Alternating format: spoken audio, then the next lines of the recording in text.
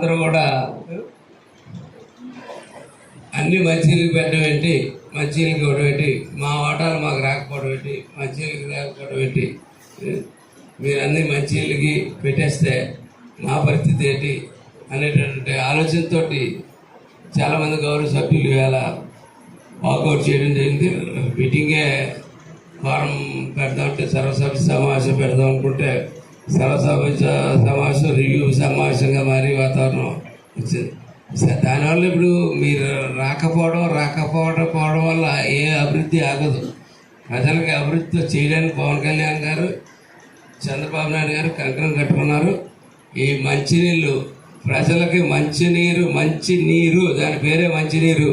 ఆ మంచినీరు ఇచ్చే విషయంలో మటుకు ఎట్టి పరిస్థితుల్లో ఎవరితోటి కాంప్రమైజ్ అవ్వం.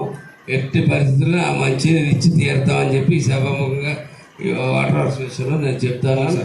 దానికి కూడా మీరు కూడా ఆ విషయంలో ఆల్రెడీ చాలా బాగా పనిచేస్తూ ఉన్నారు.